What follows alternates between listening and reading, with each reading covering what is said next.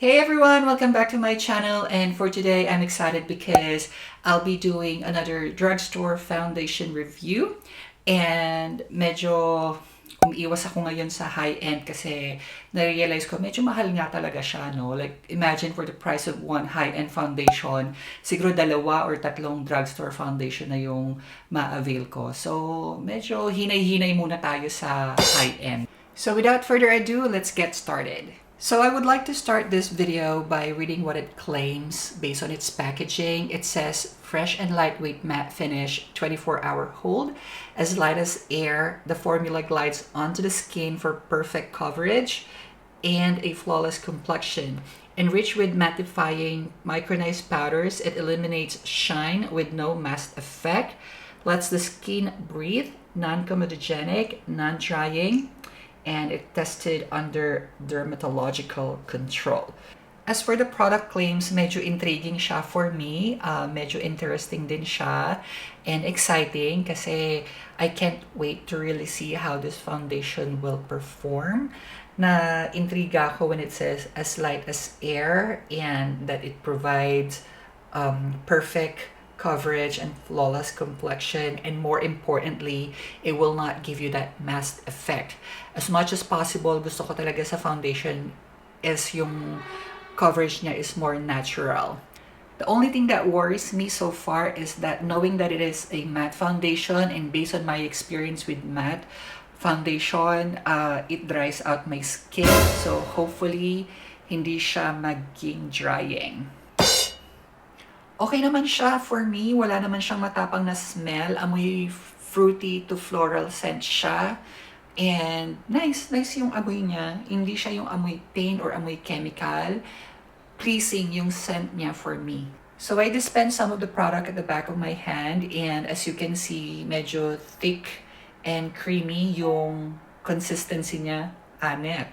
Thick and creamy. Ano yan, gatas? But anyway, as you can see, hindi siya masyadong runny. Kanina pa nakadispense yan and wala halos masyadong movement with the product. So let's now go on to the actual application of the product. On this side of my face, I'll go ahead and use a damp beauty blender, and then on this half of this face, I will be using a buffing brush. So that lang muna, mahirap na, baka maging foundation day. I'll just use my damp beauty blender to blend the product in. So I'm done applying the foundation on this side of this face using a damp beauty blender, and kita nyo naman na nag-improve yung condition ng skin. Mas flawless looking siya. I'll go ahead and try to apply the foundation on this side of this face, and I'll be using a buffing brush from Real from Real Techniques, ano ba yun? And just use what's remaining from what I dispensed earlier.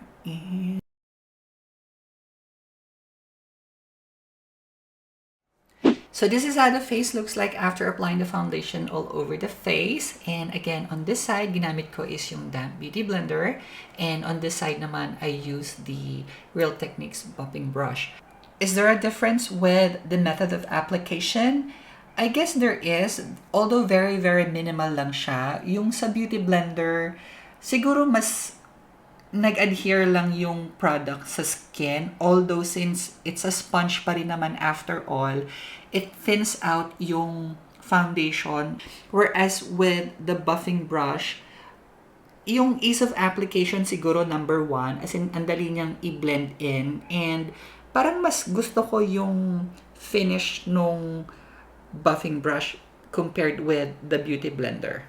Siguro sa lighting ko lang kasi dito yung source of light ko talaga is a window to, and then this one is just a wall. So, siguro kailangan talaga ng ring light para boom, ganon. My initial thoughts on this foundation, so far I'm liking it. So, number one yung claims niya, most of it, if not all, is totoo. Yung as light as air, it glides to the skin for perfect coverage and flawless complexion. Mattifying micronized powders, it eliminates shine with no masked effect. Most of it true naman siya. Yung scent niya, okay naman siya. It's not too overpowering. Fresh, floral, fruity scent. So, medyo it's a pleasure na i-apply siya kasi nga mabango siya. And then, yung consistency niya, although it's thick and creamy, when it's applied to the skin, okay naman siya. Para siyang natutunaw to the skin and talagang okay yung adherence niya sa skin. Coverage and finish. Coverage-wise, it provides medium to full. One layer lang to. Ayoko na siyang i-build at baka mag-cake. Malayo pa naman ang birthday ko. So, hindi ako interesado sa cake ngayon. And as you know me, more on the natural looking makeup lang ang ina-achieve ko. And for the finish, again, it's matte but it's not flat out matte na parang pinalitadahan yung mukha mo. As you can see, it has like some sheen, some glow, like enough to make your skin appear healthy and glowy. And as for the longevity, it promised 24 hours. Again, I don't think I will be wearing foundation for 24 hours. So yun lang muna yung initial thoughts ko about this product. And again, I'll be using this foundation for about a week.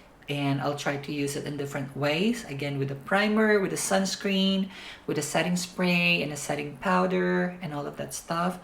Para lang talagang matest kung ano yung best way to achieve and, you know, make the most of this product. So, yeah, I'll update you guys soon. Bye!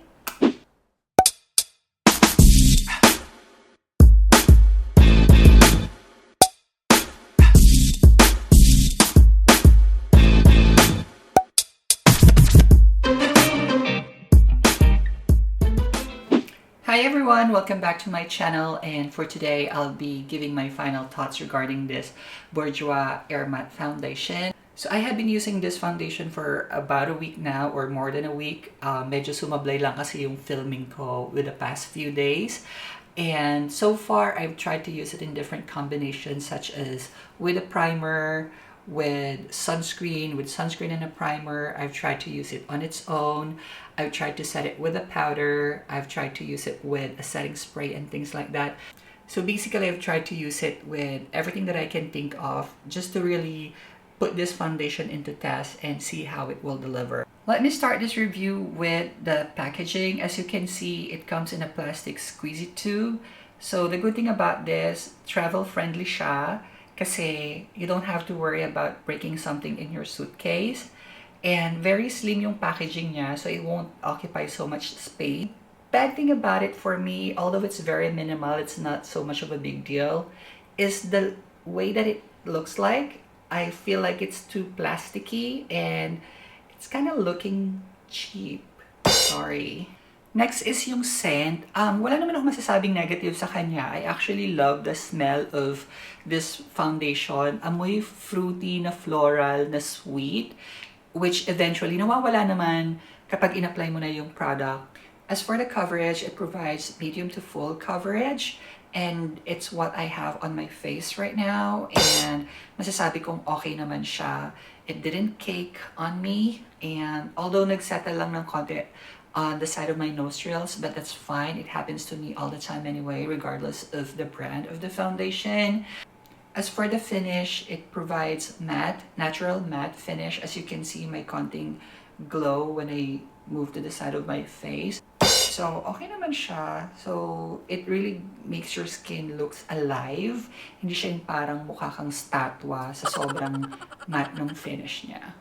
As for the consistency, like I said before, it looks thick and creamy when you dispense the product. But once you applied it into the skin, it's amazing na natutunaw siya sa skin. It melts really well to the skin and it really adheres to the skin so well na parang sobrang wala kang nilagay.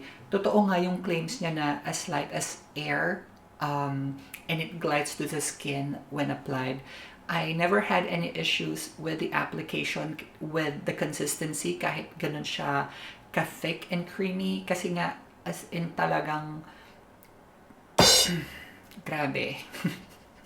Wala na akong nasabi. Kasi nga, ganun talaga siya kaganda. Alam mo yun. And lastly, with oil control, I would have to say that I'm very pleased with its oil control capability. Normally with other foundations, 2 to 4 hours I'll start not to oil up, but with this one I started to see some shine on the 6th hour mark. So for me, that's a milestone na.